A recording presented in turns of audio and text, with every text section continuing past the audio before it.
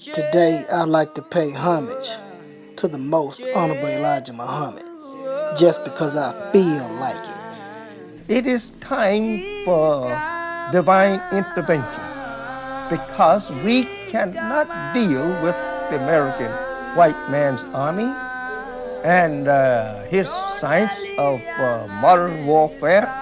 We can't compete with it. So therefore, if we are dissatisfied, we have to take our dissatisfaction to one who can deal with him effectively, and that's God. I think we have under the ocean that there's people living here that have been here for a very long time. I think you also have multidimensionals, beings that are in higher dimensions or other dimensions that know how to match their subatomic frequency to our particular dimension. And then also I believe that you have beings that are light years away that can travel here. They're probably using something like a warp drive. In a warp drive, what really happens is you actually shrink space in front of the ship and you expand it from the back. So in essence, you're sitting on a tablecloth and then somebody's pulling the tablecloth. And so you're riding the tablecloth. You never really go anywhere. A warp drive, you never really move. And we've tested the warp drive now. We've actually got a functioning and working warp drive in the laboratory. But again, the exotic energy you would need is pretty extreme. You really have to be in a super advanced civilization to be able to do that.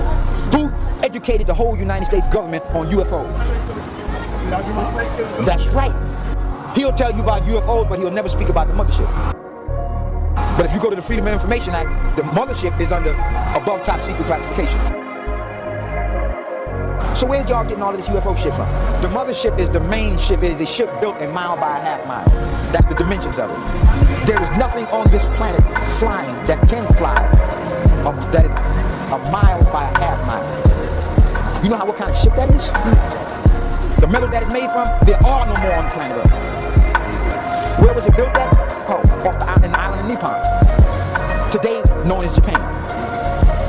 By the top black, brown, red, and yellow scientists. People, if you hear about a human-type alien, people want to hear about a, 8-foot tall, blue-eyed, blonde-haired, and angel, kind of being, to go along with their belief system. That, I think, one of the biggest issues. I was shown that apparently there's going to be some sort of solar event that's going to cause the downfall of technological civilization.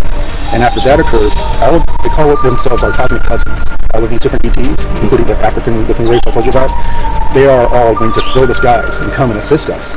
I mean, how shocking is it going to be for everyone when they're standing there, the door's open, they're about to drop these little food with parachutes, and they look up and they don't see a blonde-haired, blue-eyed angel. They see a bunch of people of different, brown skin, different skin, I mean, yeah. I mean, they're not going to be prepared for that. Yeah. And America refuses because to admit that this phenomena exists, she would be admitting that there is a power that is present that America's power cannot overcome by the presence of something that America has been dealing with since 1940. But this great mother wheel has been in existence since 1929. Let me stop here and say that these are not extraterrestrial planes.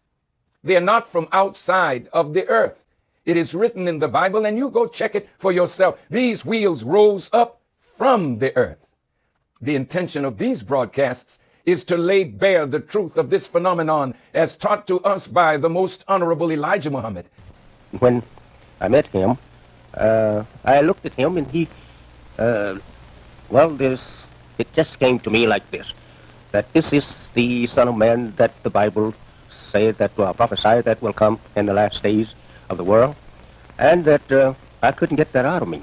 And I shook hands with him and I said to him, you are the one that the Bible prophesies that will come at the end of the world under the name Son of Man and under the name the second coming of Jesus. And so he looked at me a little stern, and then he smiled and he put his head down to my beside my head and whispered in my ear and said these words. He said, yes, I am the one, but who knows that? But yourself. And be quiet. His mother, he says, was a white woman, and his father was a black man.